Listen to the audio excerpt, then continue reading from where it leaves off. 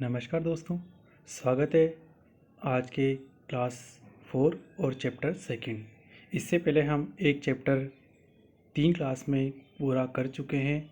वो था introduction and definitions of tax के। मतलब आप ये मान लीजिए कि वो इनिशियल स्टेज थी जहाँ पर हमने प्राइमरी इंट्रोडक्शन इनकम टैक्स का स्टडी कर रहे थे हम। उसके बाद में हमने एक छोटा टॉपिक एग्रीकल्चर लिया था, वो भी मैं चैप्टर 1 का ही पार्ट मानता हूँ।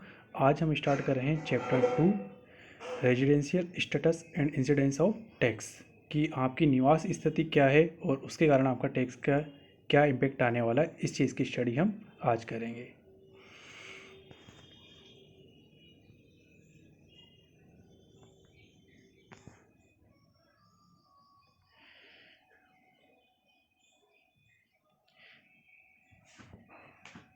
Residential status and incidence of tax, निवास की स्थिति और कर। सबसे पहले हम ये याद करेंगे कि ये under section 6 of income tax act में बताया गया है। तो आपको यहाँ पर फिर एक सेक्शन याद करना है कि इसके डेफिनेशन, इसके बारे में कहाँ हम स्टडी करेंगे, अंडर सेक्शन 6 में। इससे पहले कुछ इंपॉर्टेंट चीज़ें हैं, उनको मैं यहाँ रिपीट कर रहा हूँ आज। इससे पहले हम बेसिक में स्टडी कर चुके हैं कि ये सेक्शंस हमें मेनली ध्यान रखने चाहिए। जैसे कि मैं बात करूँ कर दायित्व का निर्धारण, डिटर्मिनेशन ऑफ इनकम टैक्स, तो ये हमने स्टडी करी थी इनकम टैक्स 4। इसके बाद हमने एक डेफिनेशन स्टडी करी थी सबसे पहले, एसएससी करदाता, वो हमने स्टडी करी थी 2(7) के अंदर। इसके बाद हमने पर्सन, मैंने इसके बारे में बताया था कि पर्सन का मतलब होता है एक बड़ा टर्म है। इसके अंदर individual, company, firm, JDA, universities, काल्पनिक देवी देवता, सब कुछ शामिल थे इसके अंदर। तो एक बड़ी टर्म थी, इसकी डेफिनेशन है 231 में। इसके बाद में था असिस्टमेंट ईयर। तो असिस्टमेंट ईयर कर निर्धारण वर्ष था, जिस वर्ष में हम आपकी करदाता की जो आय बनेगी उसके ऊपर हम टैक्स का डिटर्मिनेशन करेंगे, उसका निर्धारण करेंगे कितनी उसकी आय बनती है और उसके ऊपर कितना टैक्स बनना चाहिए, वो बताएगा सेक्शन 29 में। प्रीवियस ईयर, गत वर्ष, इसकी स्टडी हम कल करी थी कि प्रीवियस ईयर, गत वर्ष, उसे हम बोलते हैं जिस अवधि के लिए आपको टैक्स चुकाना है, जिसमें आपने इनकम अर्न करी है। ये असिस्टमेंट ईयर का ठीक पहले की 31 मार्च को ख़त्म हो रहा होता है। ठीक है, उससे ठीक पहले 1 मार्च को स्टार्ट हो रहा था। जैसे इस ईयर के अंदर अभी मैं टैक्स चुका रहा हूँ, तो मैं चूँकि अभी चल रहा है जुलाई 2020, तो जुलाई 2020 अभी चल रहा है। तो जुलाई 2020 के अंदर मैं टैक्स जो पेमेंट करूँगा वो 31 मार्च 2020 तक का टैक्स पेमेंट कर सकता हूँ। तो यानी कि मेरा असिस्टमेंट ईयर तो चल रहा है 2021 और 19-20 मेरा प्रीवियस ईयर, गत वर्ष होगा, जिसके अंदर मैंने इनकम अर्न करी है, उसका टैक्स मैं भी चुका रहा हूँ। इसके बाद में है आय, इनकम की डेफिनेशन हमने पढ़ी थी 224 के अंदर। इसमें बहुत सा बड़ा टॉपिक था कि मतलब 2 पेज या 3 पेज की स्टडी मानिए, लेकिन मेनली मैंने जो आपके एग्जाम के दृष्टिकोण से इंपॉर्टेंट टॉपिक्स थे वो सारे मैंने इसके अंदर कवर कर लिए थे। उन सबको मैंने यहाँ पर डिफाइन किया था 224 में, लास्ट क्लास नंबर 3 के अंदर।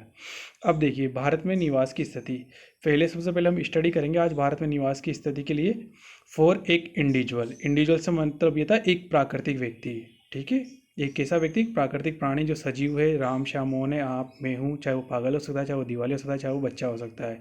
तो प्राकृतिक सारे व्यक्ति इसमें लेंगे। पर्सन, जिसकी डेफिनेशन 231 बताई गई, वो एक बड़ी टर्म है, उसके अंदर और भी कुछ व्यक्ति शामिल हो सकते हैं।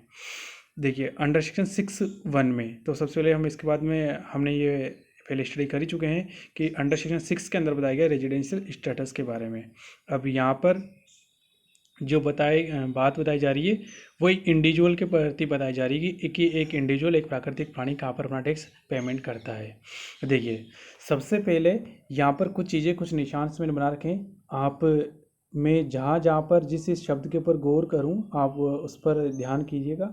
ठीक है, देखिए सबसे पहले मैं आपको यहाँ स्टडी करा रहा हूँ कि हमारे पास में कोई भी व्यक्ति, सबसे पहले वो भारत में या तो निवासी होगा या अनिवासी होगा। कैसे समझेंगे? भारत में या तो वो निवासी हो सकता है, वो या तो निवासी हो सकता है या फिर वो क्या हो सकता है, अनिवासी। निवासी को हिंदी में बोलेंगे रेजिडेंस और नॉन रेजिडेंट। तो वो व्यक्ति रेजिडेंट है या नॉन रेजिडेंट है, इसका हम निर्धारण कैसे करेंगे? इसके लिए हमारे पास में 2 बेसिक कंडीशन दी गई है, 2 आधारभूत शर्तें बताई गई है। हिंदी में बोलेंगे आधारभूत शर्तें, इंग्लिश में बोलेंगे बेसिक कंडीशन। तो हम यहाँ क्या स्टडी करते हैं कि हमारे पास में कोई भी व्यक्ति, कोई भी प्राकृतिक व्यक्ति, कोई भी इंडिविजुअल, वो यदि भारत में निवासी है या अनिवासी है, इसका डिसीजन आप कैसे लेंगे हम ये देखेंगे हमारे पास में दो बेसिक कंडीशन है, वो कितनी बेसिक कंडीशंस में पूरी करता है या नहीं करता है। यदि कोई व्यक्ति निवासी है या अनिवासी है, इसका टोटली फोकस किस पे रहेगा, उसकी बेसिक कंडीशंस पे रहेगा कि उसने कितनी बेसिक कंडीशन यहाँ पर फुलफिल करी है। जैसे यहाँ पर देखिए कि यदि मान लीजिए कोई भी व्यक्ति एक या दोनों आधारभूत शर्तें, ध्यान नोटिस कीजिएगा, क्या एक या फिर दोनों आधारभूत शर्तों में से कोई एक भी पूरी कर दे तो वो व्यक्ति क्या कहलाएगा, निवासी। और मान लीजिए वो दोनों की दोनों आधार शर्तें नहीं पूरी कर पाता है, मतलब एक भी पूरी नहीं कर पा रहा है, तो उसको हम, यदि वो पूरी नहीं कर पाता या नहीं पर गौर कीजिए, तो वो क्या कहलाएगा, नॉन रेजिडेंट। ठीक है, यहाँ पर मैंने कुछ साइंस बनाए हैं। यहाँ पर मैंने देखो, यहाँ पर लिखा है दो और नीचे लगाया क्रॉस, मतलब वो दोनों की दोनों कंडीशन को पूरी नहीं कर रहा है। यदि दोनों कंडीशन, बेसिक कंडीशन को पूरी नहीं कर रहा है, तो फिर वो क्या है, नॉन रेजिडेंट है, वो अनिवासी है। यहाँ पर मैंने निशान लगाया है, देखिए एक या दो, और राइट का निशान लगा रखा है, मतलब या एक पूरी कर दे या फिर दोनों पूरी कर दे। मतलब ये कि यदि उसने एक भी कंडीशन पूरी कर दी या दूसरी कंडीशन भी उसने पूरी कर दी, तो उसे हम क्या मानेंगे, रेजिडेंस, निवासी मानेंगे। अब निवासी के अंदर फिर आगे कुछ अलग हो सकता है कि उसे साधारण निवासी माने या असाधारण निवासी माने, ऑर्डिनरी रेसिडेंट माने या नॉन ऑर्डिनरी रेसिडेंट माने, वो हमारा बात का टॉपिक है। मैं इसे वापस रिपीट कर रहा हूँ, मैं यहाँ पर आप वापस ध्यान से सुनेंगे। यहाँ पर क्या कि कोई भी व्यक्ति निवासी है या अनिवासी है, रेजिडेंट है या नॉन रेजिडेंट है, इसका डिसीजन किस बात से होगा, इसका डिसीजन होगा उसकी बेसिक कंडीशन से, उसकी आधारभूत शर्तों से होगा। आधारभूत शर्तें कितनी होती है, आधारभूत शर्तें होती है दो। आप क्या बताएंगे, आधारभूत शर्तें कितनी होती, दो। यदि मान लीजिए वो एक या दो, कोई भी दोनों में से कोई भी पूरी कर देगा, एक पूरी कर दिया, दोनों पूरी कर दे, तो उसे हम क्या बोलेंगे, रेजिडेंट बोलेंगे उसे। लेकिन मान लीजिए उसने दोनों में से कोई एक भी पूरी करी, एक और दो, दोनों ही वो पूरी नहीं करता है, एक भी पूरी नहीं करा है, मतलब एटलीस्ट उसने एक भी पूरी नहीं करी है, तो उसे हम नॉन रेजिडेंट, अनिवासी मान लेंगे। समझ में आया होगा। अब यहाँ तो हमने ये तो डिसाइड कर लिया कि आधारभूत शर्तें उसे पूरी करनी है। आधारभूत शर्तें, बेसिक कंडीशन, जो कि कितनी है, दो। अब आपके दिमाग में बहुत क्वेश्चन आ रहा होगा कि ये आधारभूत शर्तें है क्या। उसकी स्टडी हम नेक्स्ट पेज पे करेंगे। उससे पहले आपको अभी तक इस पेज के लिए सबसे डीपली पॉइंट में बोलूँ तो वो यही है कि आपको ये याद रखना है कि यदि निवासी हम कब बोलेंगे, जब वो क्या कर दे, चाहे वो एक पूरी कर दे चाहे दोनों पूरी कर दे। यहाँ पर गौर कीजिएगा, एक या दो, दोनों में से कोई भी पूरी कर दे तो उसे हम क्या बोलेंगे, रेजिडेंट। और वो दोनों की दोनों पूरी नहीं करी, पूरी करता है, उसे बोलेंगे नॉन रेजिडेंट। अब यदि मान लीजिए कोई व्यक्ति निवासी है, रेजिडेंट है, साधारण निवासी भी हो सकता है, वो असाधारण निवासी होता है, तो इसकी स्टडी हम आगे करेंगे। देखिए कैसे।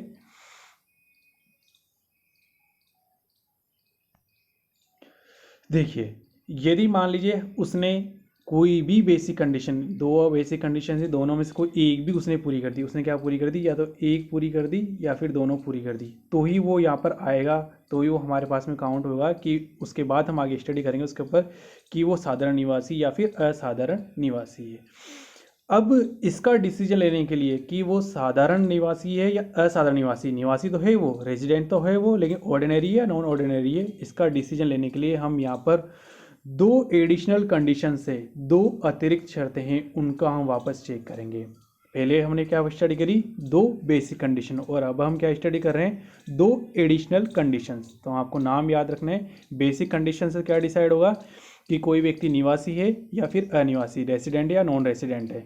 यदि रेसिडेंट है तो उसमें फिर दो टाइप के हैं, ऑर्डिनरी और नॉन ऑर्डिनरी, साधारण और असाधारण निवासी। इस बात को कंप्लीट करने के लिए कि वो साधारण निवासी है या फिर असाधारण निवासी है, हमें कहीं पे जाना होगा, हमें जाना होगा एडिशनल कंडीशंस के ऊपर। हमें अतिरिक्त शर्तें देखनी होगी कि वो अतिरिक्त शर्तें पूरी कर रहा है या नहीं कर रहा है।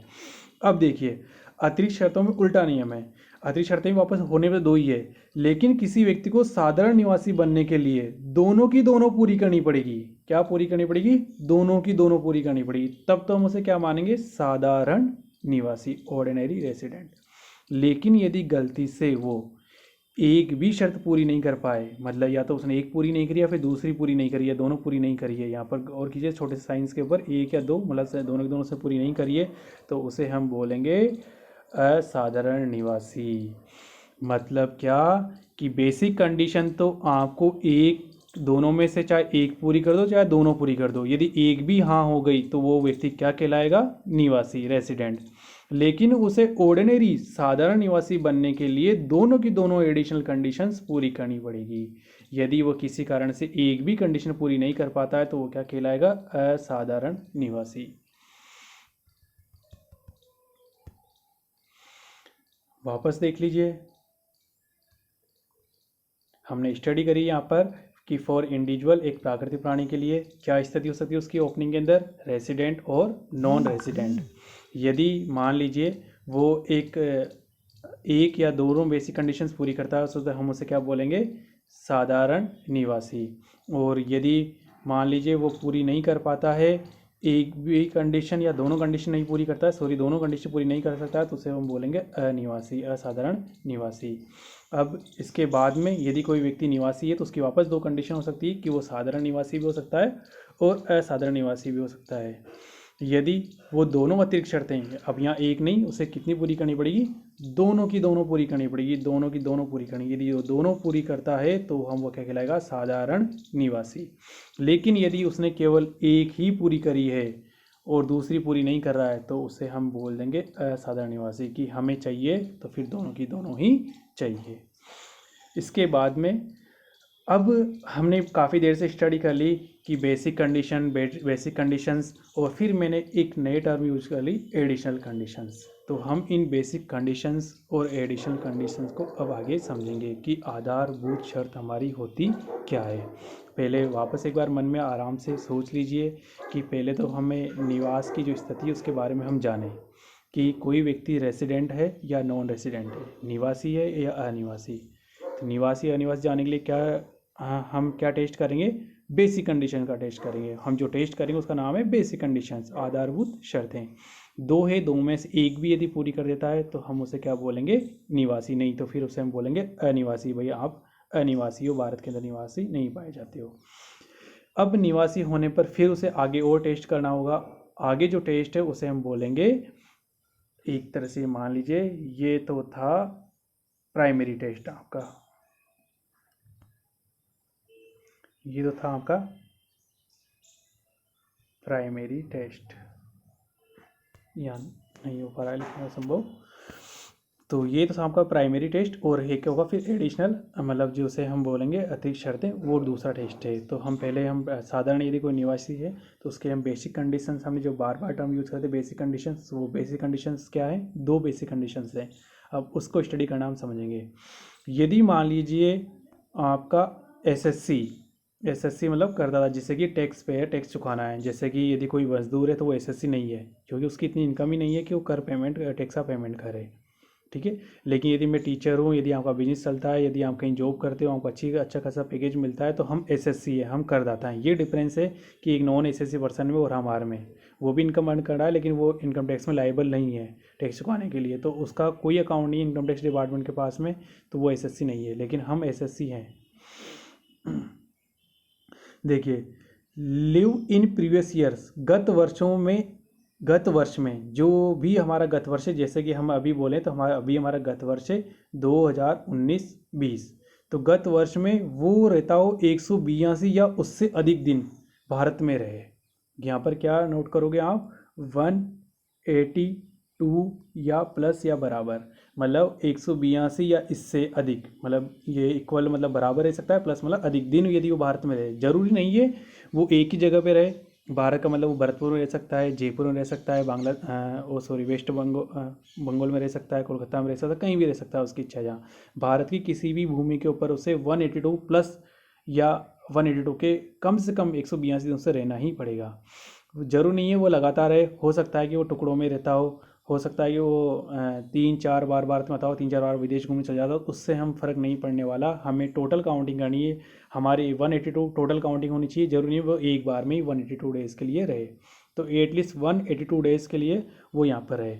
इसके बाद दोस्तों आप इम्पोर्टेंट देखो, यहाँ पर मैंने यहाँ लिखा हुआ है या और, क्योंकि मैंने बताया था कि बेसिक कंडीशंस में केवल एक भी पूरी कर देगा तो भी हमारे लिए सफिशिएंट है, हमें दोनों पूरी कराने की ज़रूरत नहीं है यहाँ पर।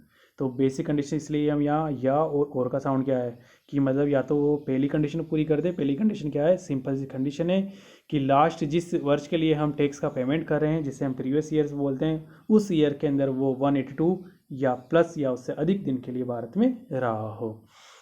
और या मतलब सेकंड कंडीशन, यदि इन केस के अंदर पहली कंडीशन पूरी नहीं करता है और दूसरी कंडीशन हम यदि चेक करना चाहें तो दूसरी कंडीशंस क्या होगी, देखिए यहाँ पर दूसरी कंडीशंस क्या होगी। दूसरी कंडीशन होगी यहाँ पर गत वर्ष के तुरंत पूर्व के 4 वर्षों में कुल मिलाकर वो 365 या अधिक दिन रहा हो तथा गत वर्ष में 60 दिन या इससे अधिक रहा हो। मतलब ये कि आप ऊपर देखेंगे, ऐसे समझेंगे कि लास्ट अभी ऊपर अपने स्टडी करी थी, उससे कितना दिन रहना पड़ेगा, कम से कम 182 दिन रहना पड़ेगा। इनकम टैक्स डिपार्टमेंट ने बोला कि इस 182 को हम कम भी कर सकते हैं। हम ये 182 को इन प्रीवियस ईयर में 60 डेज़ के लिए भी कर सकते हैं। यहाँ पर ध्यान गौर करेंगे आप, हिंदी को लैंग्वेज की अपेक्षा इंग्लिश वाली लैंग्वेज को गौर करेंगे, यहाँ स्टडी करेंगे आप। देखिए कि हमने क्या स्टडी करें कि इन प्रीवियस ईयर में कि गत वर्ष के अंदर 182 की जगह ऊपर हमने क्या स्टडी करी थी कि 182 डेज उसे रहना पड़ेगा प्लस या अधिक, ठीक है, इसके बराबर या से अधिक। आपको हम ये कम कर देंगे। इनकम टैक्स डिपार्टमेंट बोलता है कि आप कम भी रह सकते हो, 60 दिन भी रह सकते हो या इससे अधिक दिन, 61 दिन या 62 दिन रह लो, मतलब इससे कम हो सकते हो। 182 डेज़ की अपेक्षा आप 60 डेज़ भी आप यहाँ रह सकते हो। लेकिन इसके साथ ही आपको एंड प्लस ये और फुलफिल करनी पड़ेगी, ये टर्म एंड कंडीशन और फुलफिल करनी पड़ेगी कि आपका जो प्रीवियस ईयर है इससे ठीक पहले के 4 प्रीसीडिंग पहले के जो वर्ष हैं उनमें आपने 365 दिन आप कम से कम यहाँ पर रहे हों। कितने दिन? 365 दिन आप यहाँ पर रहे हों। दोबारा समझिएगा इस नियम को कि बेसिक कंडीशन क्या थी, सिंपल से आप माइंड में सेट कीजिए कि बेसिक कंडीशन 180 डेज़ के लिए, 182 डेज सॉरी 182 दिन के लिए उसे रहना होगा। 182 दिन की कंडीशन को इनकम टैक्स डिपार्टमेंट कम कर सकता है, 60 डेज़ के अंदर कन्वर्ट कर सकता है उस लिमिट को। लेकिन उसके साथ में आपको एक कंडीशन और पूरी करनी पड़ जाती है। वो क्या है कि लास्ट 4 प्रीवियस ईयर्स के अंदर आप जो पहले के जस्ट आप 4 प्रीसीडिंग ईयर्स हैं आपके प्रीवियस ईयर के जस्ट पहले के, उनमें आपने 365 दिन आप यहाँ पर रहे हो, कम से कम 365 डेज़। मतलब टोटल जरूरी नहीं 1 साल में रहो, 2 साल में, कितनी बार में, सब चारों सालों को मिलाकर हम काउंट करेंगे तो हमारे पास में कोई भी व्यक्ति 365 डेज़ के लिए भारत में रहना चाहिए। तो या तो आप प्रीवियस ईयर के अंदर 182 डेज़ के लिए भारत में रह जाइए तो आप बेसिक कंडीशन फुलफिल कर देंगे, या और अब मेरे पास दूसरा ऑप्शन ये है कि आप प्रीवियस ईयर में 60 डेज़ ही रखते हैं, किसी कारण से आप घूमने चल गए थे और इस कारण से आप नहीं रुक पाए यहाँ पर, तो फिर आपको ये बोला जाता है कि last 4 preceding relevant previous year है उसके अंदर आप 365 प्लस डेज से अधिक आप यहाँ भारत में रहने चाहिए, या तो 365 दिन या फिर इससे अधिक के लिए आप भारत में रहो। तो ऐसी स्थिति के अंदर हमें एक रिलैक्सेशन मिला हुआ है यहाँ पर 182 डेज़ की जगह 60 डेज़ के लिए। वापस मैं रिपीट कर देता हूँ यहाँ पर कि हम यहाँ स्टडी कर रहे थे बेसिक कंडीशंस। बेसिक कंडीशन आपकी क्या थी कि प्रीवियस ईयर के अंदर 182 दिन आपको भारत में रहना है, ठीक है। यदि आप 182 दिन नहीं, आपको छूट चाहते हो कि मैं 60 डेज ही रहना चाहता हूँ, किसी कारण से मैं लास्ट ईयर बहुत काम से बाहर गया, फिर भी आप निवासी कंडीशन मानना चाहते हो, तो आपको तुरंत पहले के 4 वर्षों में 365 दिन प्लस या इससे अधिक के लिए आपको भारत में रहना होगा। ये एक आपकी अलग से कंडीशन हो गई। सेम चीज़ ये मैंने दोबारा वापस यहाँ पर रिपीट करी सेकंड कंडीशन को कि 60 डेज या plus previous year and 365 days in last 4 preceding year के अंदर आप भारत में रहते हो। ये चीज़ें हम स्टडी कर रहे थे बेसिक कंडीशन। और बेसिक कंडीशन से क्या पूरा होता है? बेसिक कंडीशन से पूरी होती है कि आप भारत में निवासी हो या फिर अनिवासी हो। उसके बाद में हमने कहा था ये प्राइमरी टेस्ट है हमारा, हम ये डिसाइड करेंगे आप रेसिडेंट हो या नॉन रेसिडेंट हो। यदि आपने एक भी शर्त पूरी नहीं करी है तो आप नॉन रेसिडेंट, आपको दोनों में से केवल एक शर्त पूरी करनी है। आप पहली शर्त पूरी कर लीजिए, पहली नहीं कर पाते तो दूसरी पूरी कर लीजिए, कोई से भी एक पूरी कर ली तो आप कहलाएंगे रेसिडेंट भारत में। अब भारत में जैसे ही आप रेसिडेंट कहलाएंगे फिर हमारे को दोबारा एक और टेस्ट देना पड़ेगा, एडिशनल टेस्ट, उसे हम बोल सकते हैं अतिरिक्त शर्तें। यहाँ मैंने हिंदी में लिखा अतिरिक्त शर्तें, आप इंग्लिश में जाएँ तो एडिशनल कंडीशंस। अब एडिशनल कंडीशंस से मैंने आपको पहले बताया था कि एडिशनल कंडीशन दोनों ही फुलफिल करनी होती है। यहाँ पर देखो मैंने निशान भी यूज किया है, तो मैंने यहाँ एंड का निशान यूज किया है, प्लस का निशान यूज किया है, मैंने यहाँ और नहीं लिखा है, मैंने यहाँ क्या लिखा है एंड, मतलब आपको दोनों ही पूरी करनी है, एक भी प्लस दूसरी भी पूरी करनी है। अब यह एक और वो दो है क्या, इसकी स्टडी हम करते हैं आगे। देखिए गत वर्ष प्रीवियस ईयर के तुरंत पूर्व के 10 वर्षों में, मतलब जैसे ही लास्ट प्रीवियस ईयर था उससे ठीक पहले के 10 वर्ष आप लेंगे, कम से कम आप 2 वर्ष भारत में निवासी रहे हो। Resident in India at least two previous year immediately prior to the previous year, कि जो भी गत वर्ष जिसके लिए आप टैक्स दे रहे हो उस गत वर्ष से ठीक पहले के, उस गत वर्ष ठीक पहले कितने वर्ष ले रहे हो आप, 10 वर्ष, और उस 10 वर्ष में 2 वर्ष ऐसे होने चाहिए जब आप भारत के निवासी हो। और भारत के निवासी कोई व्यक्ति कब होगा, जब उसने ऊपर की आधारभूत शर्तें दोनों में से कम एक तो पूरी करी हो। कब, कितनी बार पूरी करी हो, 10 सालों में से 2 साल के लिए। वापस ध्यान दीजिए, गत वर्ष प्रीवियस ईयर के तुरंत पूर्व के 10 वर्षों में से कम 2 वर्ष भारत में निवासी रहा हो। भारत में निवासी रहने के लिए उसे 2 ऊपर जो हम स्टडी कर चुके हैं आधारभूत शर्तें, बेसिक कंडीशंस, वो पूरी करनी होगी।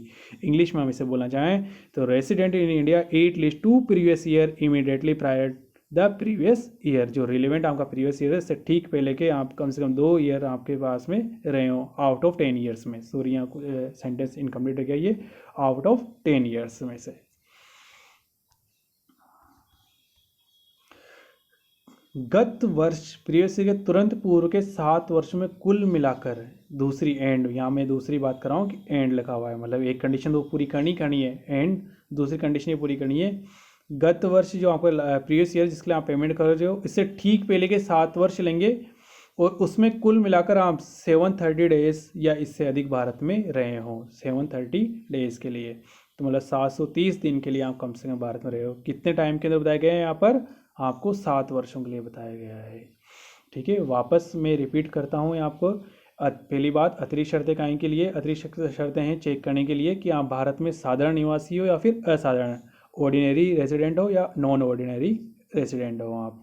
तो इसके लिए हमें एडिशनल कंडीशन दोनों की दोनों पूरी करनी होती है, पहली कंडीशन तो क्या है कि 10 वर्ष लेंगे हम प्रीवियस ईयर से ठीक पहले के, उसमें 2 वर्ष में आप क्या रहे हो, भारत के निवासी। तो यहाँ मेन जो चीज़ आती है वो हमारे पास में, हम यदि नोट करना चाहें कि हमारे पास में मेन चीज़ क्या आती है, तो हमारे पास में वो यही चीज़ आती है कि 10 वर्ष है, 10 वर्ष में हम 2 वर्ष भारत के निवासी रहे हो, और 7 वर्षों में, और मतलब एंड प्लस यहाँ लगा, 7 वर्षों में 703 या प्लस दिन के लिए हम भारत में रहे हों। तो वापस हम पीछे चलते हैं, वापस हमने यहाँ से स्टडी करी थी, एक बार वापस मैं रिपीट करता हूँ। यहाँ पर भारत में निवास की स्थिति फॉर एन इंडिविजुअल, तो आप यहाँ बात करेंगे कि निवासी साधारण, पहले निवासी होगा कोई व्यक्ति या फिर अनिवासी होगा। ये उसने एक या दोनों कंडीशन पूरी कर दी, तो उस बेसिक कंडीशंस पूरी कर दे तो वो कहलाएगा आपके पास में क्या, यह लिखा हुआ है एक या दोनों कंडीशन पूरी कर दे तो वो कहलाएगा रेसिडेंट। यदि उसने एक भी पूरी नहीं करी है और दूसरी पूरी नहीं करी है, यदि दोनों ही पूरी नहीं करता है तो वो नॉन रेसिडेंट कहलाएगा, वो भारत में निवासी नहीं कहलाएगा। इसी प्रकार हम आगे बढ़ेंगे। यदि आगे हम आते हैं तो वो व्यक्ति जो निवासी है वो साधारण, ऑर्डिनरी और नॉन ऑर्डिनरी रेसिडेंट हो सकता है। उसके लिए उसे 2 एडिशनल कंडीशन वापस टेस्ट देना होगा। यदि दोनों को दोनों ही पूरी करनी होगी, उसे दोनों पूरी करता है तो वो साधारण निवासी है। दोनों से एक या दोनों से एक, मतलब दोनों पूरी नहीं करे या एक भी पूरी नहीं करे तो वो फिर क्या कहलाएगा, असाधारण निवासी कहलाएगा फिर वो आपके लिए। ठीक है, इसके लिए हम आगे स्टडी करते हैं आधारभूत शर्तें, बेसिक कंडीशंस।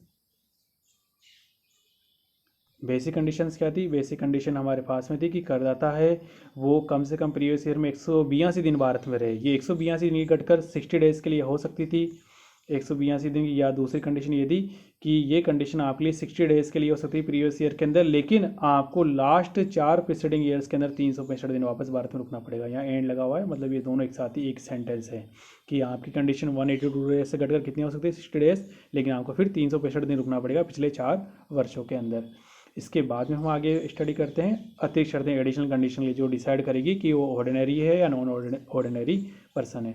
देखिए कि उसने गत वर्ष 10 साल हम लेंगे कि हमने अवधि पकड़ी कितनी, 10 ईयर्स। 10 ईयर्स में कम से कम 2 वर्ष के अंदर वो क्या रहा, भारत का निवासी रहा हो। प्लस दूसरी कंडीशन और है, 7 वर्षों में वो 730 दिन के लिए भारत में रहे ही रहे। 703 8 लिस्ट है ये, 730 डेज मतलब इतना तो उसे रहना ही रहना होगा, इससे ज़्यादा वो रहे तो हमें कोई परेशानी नहीं है, लेकिन इससे एक दिन भी कम है तो वो नहीं चलेगा, 7:30 चलेगा। ठीक है। इसके बाद में देखिए एक चीज़ यहाँ पर मैं आपको स्टडी करा रहा हूँ कि आप अभी डेट चल रही है, अभी मंथ चल रहा है जुलाई 2020। आपका जो अपकमिंग एग्ज़ाम है वो ड्यू होएगा मार्च या अप्रैल 2021 के अंदर। तो मार्च अप्रैल 2021 के लिए हम इस नोट्स को, सिलेबस को थोड़ा तैयार करने की कोशिश कर रहे हैं। तो आप ये ध्यान रखिए कि हमारा प्रीवियस ईयर, आपके पास में जो एग्जाम में क्वेश्चन आएगा उसमें प्रीवियस ईयर लिखा आएगा 2019-20। असिस्टमेंट ईयर जिस वर्ष के अंदर आपको टैक्स का कैलकुलेशन करना है वो है 20-21, तो ये आपका असिस्टमेंट ईयर आएगा। इससे जहाँ भी हमने यहाँ लिखा था 7 वर्ष पूर्व, 10 वर्ष पूर्व, 4 वर्ष पूर्व, तो वो 4 वर्ष पूर्व के अंदर 19-20 को हम काउंट नहीं करेंगे। वो 4 वर्ष पूर्व होंगे 18, 19, 17, 18, 16, 17 या इससे पहले के कितने भी साल हैं वो होंगे। आपको जब बोला जाता है कि गत वर्ष, तो गत वर्ष आपका कितना हो गया, गत वर्ष के अंदर यदि मैं यहाँ बात करूँ, गत वर्ष हो गया आपका 19-20। तो गत वर्ष से ठीक पहले को ये वाले 18, 19, 17, 18, 16, 17 और इससे पीछे चले जाइए 15, 16, 14, 13 कितने भी सब के सब पुराने वाले हैं वो यहाँ पर होंगे। और असिस्टमेंट ईयर आपका 2020-21 है। तो हमने यहाँ पर आज की यदि हम बात करें तो हमने सबसे पहले यहाँ पर स्टडी करी थी। मैं एक बार वापस से जल्दी से रिपीट कर देता हूँ। चैप्टर था हमारा residential status incidence of tax. इसके बाद में हम स्टडी कर रहे थे कि इसके बाद में इसकी डिफाइन किया गया था अंडर सेक्शन 6 के अंदर। इसके साथ ही मैंने आपको पुराना रिवीजन भी किया था कि आपकी टैक्स लायबिलिटी का डिसीजन किस सेक्शन में लिया जाएगा, 4 के अंदर। करदाता की डेफिनेशन बताई गई है 2(7) के अंदर। पर्सन एक बड़ी टर्म थी, उसकी डेफिनेशन बताई गई 2(31) के अंदर। असिस्टमेंट ईयर बताया गया 2(9) के अंदर। प्रीवियस ईयर बताया गया सेक्शन 3 के अंदर। इनकम बताई गई है आपके 2(24) के अंदर। आज हम स्टडी कर रहे थे कि एक इंडिविजुअल, एक व्यक्ति जो प्राकृतिक व्यक्ति है, जो राम श्याम मोहन है, मैं हूँ, आप है, एक पागल व्यक्ति से एक बच्चा हो सकता है, उसके लिए डिसाइड किया गया। एक कंपनी नहीं है यहाँ पर, एक फर्म नहीं है, एक HUF नहीं है। यहाँ पर एक व्यक्ति के लिए डिसीजन लिया जा रहा है कि वो व्यक्ति है ना भारत में निवासी है या नहीं है। तो उसके अंडर सेक्शन 6(1) में उसको बताया गया है निवास की स्टार्टिंग में हम देखें तो उसको 2 स्थिति उसकी हो सकती है कि वो निवासी हो सकता है या फिर अनिवासी, रेसिडेंट या फिर नॉन रेसिडेंट। दोनों में से एक भी आधारभूत शर्त, बेसिक कंडीशन पूरी कर दे तो ठीक है चलेगा, एक भी पूरी करते तो रेसिडेंट है। लेकिन एडिशनल कंडीशन दोनों की दोनों पूरी करनी पड़ेगी, तब जाकर वो व्यक्ति क्या कहलाएगा आपके पास में साधारण निवासी, नहीं तो फिर वो क्या कहलाएगा असाधारण निवासी। आधारभूत शर्तें क्या थी कि पहली आधारभूत शर्त थी कि आपको भारत में 100, जो आपका लास्ट प्रीवियस ईयर है जिसकी हम बात करें, जिसके लिए हम टैक्स चुकाएंगे, 182 दिन रखना पड़ेगा। क्या ये 182 दिन से कम हो सकता है? हाँ, ये 182 दिन से घटाकर इनकम टैक्स डिपार्टमेंट में 60 डेज कर दिया। लेकिन यहाँ पर आपको एक नई जिम्मेदारी दे दी कि पिछले 4 वर्षों में आप 365 दिन कम से कम भारत के अंदर रहें। कि ये आपको घटा दिया 60 डेज, लेकिन 365 दिन भारत के अंदर रहें। यदि आप साधारण निवासी हो चुके हो अब यहाँ पर, तो आपको फिर 2 एडिशनल कंडीशंस पूरी करनी पड़ेगी। यहाँ पर एक नहीं बल्कि दोनों की दोनों ही पूरी करनी पड़ेगी। यदि आप एक में भी फेल हो गए तो फिर आप भारत के अंदर असाधारण निवासी कहलाओगे, नॉन ऑर्डिनरी रेसिडेंट पर्सन कहलाओगे। वो क्या था, पहली एडिशनल कंडीशन थी कि 10 वर्षों में 2 वर्ष में भारत का निवासी रहा हो, और एंड प्लस साथ में दूसरी कंडीशन है कि वो 7 वर्षों में 730 दिन के लिए भारत में कम से कम रहे। इसके बाद हमने अपने एग्जाम के लिए जाना था कि हमारे एग्जाम के लिए वह जो प्रीवियस ईयर है 19-20 है, असिस्टमेंट ईयर 20-21 है। इससे पहले के सारे पूर्व वर्ष कहलाएंगे हमारे। देखिए अब एक आगे हम थोड़ा स्टडी करेंगे एक्सेप्शन, मतलब अपवाद। अब पहले ही आप सोचेंगे कि सर पहले ही बड़ा डिफ़िकल्ट हो गया है, अब अपवाद। और ठीक है, आज की क्लास को थोड़ी कुछ ज़्यादा लंबी हो रही है, लेकिन इसकी एक बार यहाँ स्टडी कर लीजिए। कल इसके ऊपर मैं आपको कुछ एग्जाम्पल है वो प्रैक्टिस के एज ए प्रैक्टिस सोल्व कराऊंगा। यहाँ पर आप उन्हें ध्यान से स्टडी करेंगे। कल ये रूल आपको याद होने चाहिए, तभी हमें आगे क्वेश्चन सोल्व कर पाएंगे। यहाँ एक्सेप्शन अपवाद बताए गए हैं। इसमें देखिए क्या निम्न स्थितियों में जो हमारी बेसिक कंडीशंस के बारे में बताया गया है। यहाँ पर जो बेसिक कंडीशन नंबर 2 थी जिसमें लिखा गया था कि आप 60 डेज प्लस आप रह लीजिए पिछले 4 वर्षों में 365 दिन के लिए, वो कंडीशन रद्द कर दी जाती है। वो सेकंड कंडीशन बिल्कुल रद्द कर दी जाएगी, केवल आपको पहली ही कंडीशन पूरी करनी पड़ेगी, तभी आपको आधारभूत शर्त पूरी करने का ऑफर मिलेगा। मतलब ये कि दूसरी कंडीशन आपके लिए रद्द हो जाएगी यदि आप ऐसा काम करते हैं। तो आपके लिए 3 काम ऐसे बताए गए हैं जब आपको आधारभूत कंडीशन सेकंड का बेनिफिट नहीं मिलेगा। आपको 182 दिन भारत में रहना ही पड़ेगा। अब वो कौन कौन से हैं? यदि मान लीजिए कोई भारत का नागरिक है, क्या आप स्टडी कर रहे हैं, कोई भारत का नागरिक है जो भारतीय जहाज का कर्मचारी, यहाँ नोटिस करना विदेशी जहाज नहीं होना चाहिए, कौन सा जहाज होना चाहिए, भारतीय जहाज होना चाहिए। भारतीय नागरिक भारतीय जहाज का कर्मचारी है और अब वो भारत से बाहर जा रहा है, तो ऐसे केस में गत वर्ष की काउंटिंग 60 दिन की जगह हम वो बेनिफिट नहीं देने वाले, उसे पहली कंडीशन टर्म एंड कंडीशन पूरी करनी पड़ेगी। वो कितनी थी? 182 डेज वाली, क्योंकि उसका आना जाना लगा ही रहेगा। वो तो इस चीज़ का बेनिफिट ले लेगा कि साहब मैं तो बहुत अधिकतर टाइम तो मैं बाहर ही रहता हूँ, तो इसलिए हमने यहाँ पर लगा दिया कि 182 डेज़ के लिए आपको एटलीस्ट भारत में रहना ही रहना होगा। यहाँ पर उसे छूट प्रदान की गई है कि आप 182 दिन के भारत में, क्योंकि समुद्री जहाज पे जो व्यक्ति कार्य करता है वो अपनी लाइफ का बहुत बड़ा भाग तो जहाज़ों पे ख़त्म कर लेता है। वहाँ महीने महीने भर 2-2 महीने उन्हें ट्रैवल करना होता है, तो साल के बहुत सारा टाइम तो उसे वहीं निकल जाता है। तो ऐसी कंडीशन के अंदर उसे भारत का व्यक्ति कैसा मान लें, जबकि वो एक जंगली जहाज मतलब समुद्र के अंदर है, अपनी जहाज़ के अंदर है, तो उसे हम भारत का व्यक्ति नहीं मान सकते उस केस के अंदर। तो उसके लिए यहाँ पर 60 दिन की बाउंडेशन हटाकर उसके लिए 182 दिन के लिए बोला गया है। कैसे कि भारतीय जहाज का कर्मचारी भारतीय नागरिक है, भारतीय जहाज, यहाँ मैंने काट रखा है, विदेशी जहाज नहीं होना चाहिए, क्रॉस लगा रखा है कि विदेशी जहाज नहीं, भारतीय जहाज का कर्मचारी है और भारत से बाहर जा रहा है गत वर्ष में, तो फिर आपको उसको पहली कंडीशन ही पूरी करनी पड़ेगी। सेकंड कंडीशन का बेनिफिट हम उसे नहीं देंगे। जो 60 डेज 4 वर्षों में 365 दिन है, वो वाली कंडीशन हम उसके लिए काट देंगे। आपको पहली शर्त पूरी ही करनी पड़ेगी, दूसरी कंडीशन उसके लिए सुनेंगे ही नहीं उससे। सेकंड है, भारतीय नागरिक को भारत के बाहर नौकरी करने के लिए भारत छोड़ रहा हो। कि यदि मान लीजिए कोई व्यक्ति जो भारत में नौकरी करने भारत से बाहर जा रहा है, उसकी जो भारत में के बाहर प्लेसमेंट हो चुका है उसका, चाहे वो अमेरिका जा रहा है, चाहे सिंगापुर जा रहा है, चाहे कनाडा जा रहा है, वो भारत को छोड़ रहा है, तो ऐसी कंडीशन के अंदर हम 60 डेज़ की अपेक्षा हम क्या काउंट करेंगे? 182 दिन। यदि वो 182 दिन है भारत में तो ठीक है, हम उसे मान लेंगे, नहीं तो उसे हम जाने देंगे। तो यहाँ पर भी तीसरी कंडीशन है कि भारतीय मूल का व्यक्ति हो, पर्सन ऑफ इंडियन ओरिजिन। यहाँ पर आप समझिए भारतीय मूल का व्यक्ति किससे बताया गया है। यदि मान लीजिए, आप इसे ध्यान से सुनेंगे और आप इसे लिख भी सकते हैं, यदि मान लीजिए कोई भी व्यक्ति, उसके माता पिता, क्या क्या, माता पिता, दादा दादी या फिर नाना या नानी, मतलब इनमें से कोई भी किसी का भी जन्म अविभाज्य भारत में हुआ हो, अविभाज्य भारत में अनडिवाइडेड इंडिया में हुआ हो, तो उस व्यक्ति को भारतीय मूल का व्यक्ति माना जाता है।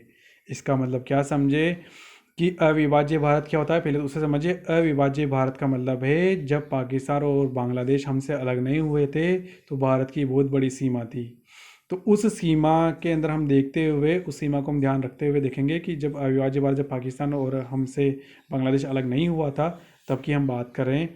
उस स्थिति में यदि किसी व्यक्ति के माता पिता का जन्म या दादा दादी या नाना नानी का जन्म किसी भी भूभाग में हुआ, चाहे वो उस समय पाकिस्तान में हो गया हो, चाहे बांग्लादेश में हो गया हो, चाहे राजस्थान में हुआ हो, चाहे जम्मू कश्मीर में हुआ हो, ये सब भारत के अविभाज्य अंग थे उस समय। तो उस समय उसका दादा दादी नाना नानी या माता पिता किसी का भी जन्म हो गया हो, तो वो व्यक्ति अब आज भारतीय मूल का व्यक्ति कहलाएगा। चाहे 8% वो व्यक्ति भारत के बाहर रहता है, लेकिन अब वो भारतीय मूल का व्यक्ति कहलाएगा।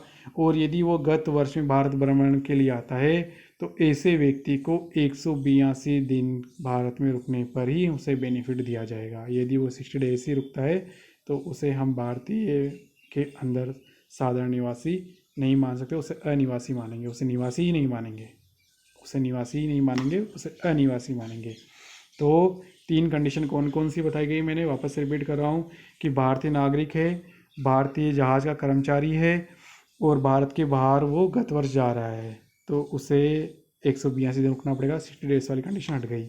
नौकरी करने के लिए भारत छोड़ रहा है और एक भारतीय मूल का व्यक्ति था, पर्सन इंडियन ओरिजिन, तो ऐसे व्यक्ति भारत के भ्रमण के लिए भारत में आता है तो उसे 182 दिन भारत में रहना होगा।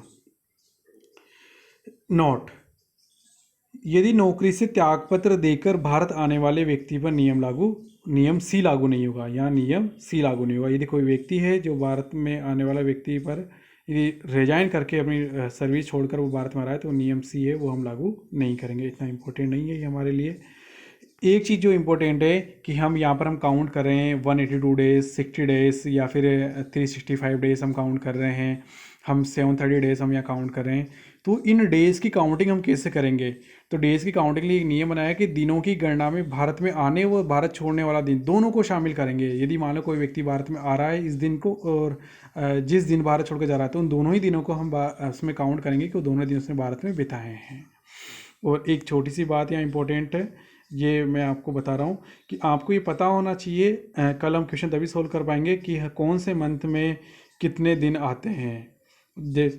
मैंने यहाँ पर लिखा है, मैं विश्वास करता हूँ कि आप सबको पता होगा, बहुत छोटी सी बात थी लेकिन फिर भी मैंने यहाँ पर रफली लिख दी है कि जनवरी के अंदर 31 दिन होते हैं, फरवरी में 28 और 29, लीप वर्ष है तो 29। तो आप ध्यान रखिए, हमारा जो प्रीवियस ईयर है वो 2020 है, इसलिए हमारे क्वेश्चन के अंदर हम हमेशा 29 एग्जाम में हम हमेशा 29 ही काउंट करने वाले हैं, क्योंकि आपका जो प्रीवियस ईयर है 2019-20 है।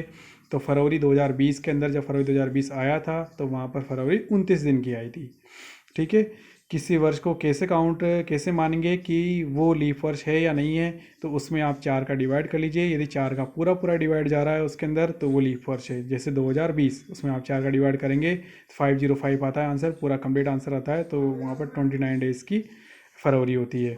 मार्च वापस 31 का होता है, फिर एक डाउन एक अप चलता रहता है। ठीक है, मार्च 31, अप्रैल 30, मई 31, जून 30, जुलाई 31, अगस्त वापस 31 आता है। बस ये ध्यान रखना, जुलाई अगस्त ये ऐसा जॉइंट बना हुआ पेयर बना हुआ है कि 31 आते हैं वापस। यदि आप सितंबर देखेंगे तो 30, अक्टूबर 31, नवंबर 30, दिसंबर 31। तो ऑलमोस्ट एक ही सीक्वेंस में चलता है, 31 से स्टार्ट होती है, फिर 29, 30, 29, 30, 30, 30, 31, यही चलता हुआ रहेगा आपका आगे वाला कर्व। बस आपको ध्यान रखना है कि अब क्या फरवरी में 29 डेज आए थे और जुलाई अगस्त दोनों 31 डेज़ की होती है। ठीक है, थैंक यू दोस्तों, आशा करता हूँ कि आपको समझ में आया होगा। आज का टॉपिक थोड़ा डिफ़िकल्ट था लेकिन आपको दूर नहीं जाना है, आपको इसी से स्टडी करनी है क्योंकि अभी कोरोना चल रहा है। आपको किसी भी कंडीशन में कोई लापरवाही नहीं करनी है। ऑलरेडी हम लेट हो चुके हैं, हमारा जुलाई लगभग निकल चुका है। हमें जितना समझ में आता है इस ऑनलाइन ई लेक्चर से आप उतना स्टडी करने की कोशिश करें। मैं आपको प्रेफर करता हूं कि आप रमेश बुक डिपो की इनकम टैक्स की बुक परचेज करें। आपको नई नहीं मिलती है तो पुरानी परचेज करें। मैं मानता हूँ इनकम टैक्स में कुछ चेंजेस होते हैं लेकिन उसका इतना इफेक्ट नहीं आएगा। यदि इफेक्ट आता भी है तो जब हम क्वेश्चन सोल्व करेंगे तो हम वहाँ पर उसको बता देंगे कि आपको ये चेंजेस करना है। इनकम टैक्स मेनली रूल्स पे डिपेंडेड है। जब तक आपको रूल्स नहीं आते हैं तो आप इनकम टैक्स सोल्व नहीं कर पाएंगे आगे क्वेश्चंस। तो मैं यहाँ रूल्स सारे मेन जो रूल्स है सारे कवर करता हुआ चलूँगा। मैं बुक्स के अंदर बहुत सारे नियम हैं जो मैं यहाँ पर अनावश्यक है, वो हमारे लिए हमें ज़रूरत नहीं है उन सबको स्टडी करने के लिए। तो हम यहाँ पर शॉर्ट स्वीट और जो इम्पोर्टेंट है वो सारे डॉक्यूमेंट्स के हम स्टडी करेंगे हम यहाँ पर। ठीक है, वो सारे रूल्स हम पढ़ेंगे जो हमारे लिए इम्पोर्टेंस है। जो इम्पोर्टेंस नहीं है उनको हम छोड़ देंगे। तो आशा करता हूँ कि कल हम इसके जो स्टडी हमने आज करी है उसके ऊपर हम कल क्वेश्चन सोल्व करेंगे यहीं पर ही ऑनलाइन मेरे साथ ही। और आप इस चैनल को सब्सक्राइब करें, ज़्यादा से ज़्यादा शेयर करें, अपने जो कोई कॉलेज स्टूडेंट्स हैं उनको जोड़ने की कोशिश करें। और यदि और भी कोई बेनिफिशियरी है तो उनके साथ में भी आप शेयर कर सकते हैं। ठीक है, नमस्कार दोस्तों, थैंक यू।